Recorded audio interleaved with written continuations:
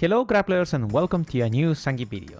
Today we're going to talk about something kind of philosophical, something that relates to SPDs and Zangief. So what do I mean by that? Lately I've been winning and losing mostly as a 50-50 in a 50-50 ratio. And I've been seeing other Zangiefs, and I think the reason why most of us lose matches is because of SPD, going for SPD offensively. That means, for example, a tick throw into SPD.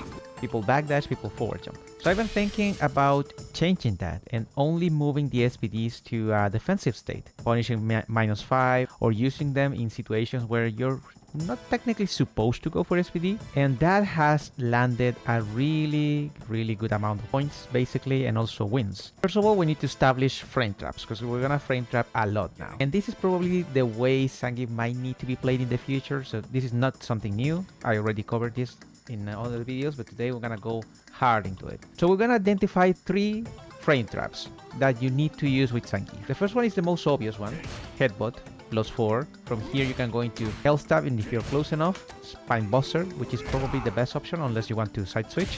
And that's it. Those are your 2 best options. We're gonna try to avoid SPD here just because how risky it is. They're gonna headbutt, wait, headbutt, health stab, or headbutt, spine buster.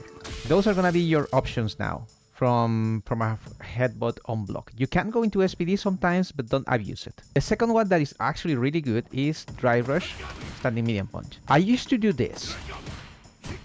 Doesn't lead anywhere. So the best option you have is either go into this, into a throw, if you're close enough, or just wait and see what they do. If you want to frame trap them, remember that this, from drive rush, actually stops 4 framers. So if you are matching 4 frames, and you do that,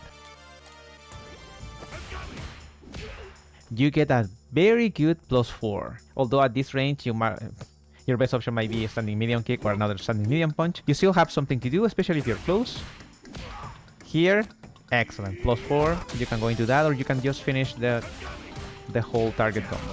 SPDs are always an option, but we're gonna try to avoid those. The third one is drive rush, crouching light punch. This one is +5. So from here you have several options. I think the best one by far, if you're close, is going to health stab, so you can recognize the second hit in case they're mashing something. You can go into crouching medium punch. Depending on the range, you might whip this, so be careful. If you go into crouching medium kick, you're gonna trade and be +8. That is a +7 if you use a standing medium punch. Now at this range, you're not gonna catch anyone with crouching medium punch, and with the trade with standing medium punch, you're +7, and you also are not really in a good range, but you can do that to get more frames. Now you can access them without going into a raw drive rush, although my recommendation is trying to get the drive rush into your game. You can use them in different ways. You can get the +5 from here. They can parry this. Remember, this is not a capless drive rush, so they can do something here, but at least you get the +5. From crouching medium punch, you can get this as a frame trap, or you can get health stab into standing medium punch, same thing. Headbutt is just headbutt. We're gonna move into a very interesting area of Zangief, which are space traps. This is gonna be extremely important. First of all, the most obvious one that we already covered in another video. Headbutt and crouching light kick work really well together to bait crouching medium kicks. That is a really good space for Zangief to take his turn back with standing medium punch or headbutt. Then press a button. Generally standing medium kick, that is a really good space trap, the most common one. You're gonna be really well spaced in case they're mashing a 4 framer. So you can go into this. That is a guaranteed standing medium punch target combo, so you can do that if you really want to. You can also go into headbutt. Same effect. Careful with crouching medium kicks. Those are gonna beat that. A standing medium punch from here, from far, is also a really good frame trap. If you press 1, you're gonna be -2, but look at how much Luke is pushed away. That means if they're pressing something like crouching medium kick, you can space yourself. If they're mashing a crouching medium kick and you hit them with the tip of a drive rush crouching medium kick, you're gonna be spaced really well. See? So you can wait for them to whiff and then press the button to punish. That is also a really good space trap. You can get a health stab counter hit and go into drive rush cancel, standing heavy kick, and this is thanks to Glickstick. He told us we can do this.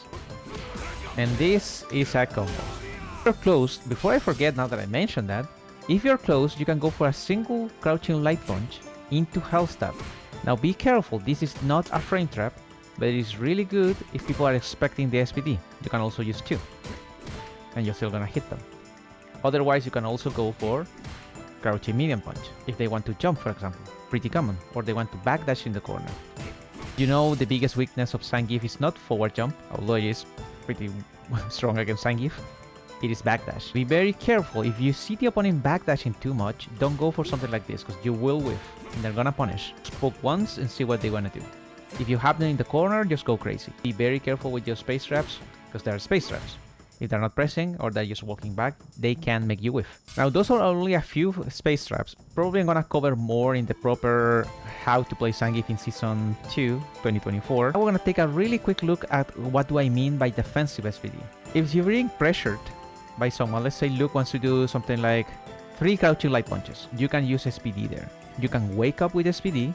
If they want to drive rush, for example, and you neutral recover and they want to drive rush in certain pressures, you can wake up with SPD. Obviously punish the -5s with SPD, and also you need to punish the drive reversals with SPD. It's probably the strongest punish Zangief has, because otherwise you have to go into crouching light punch health stab. That is what I mean by defensive SPD. Don't use it as a tick throw.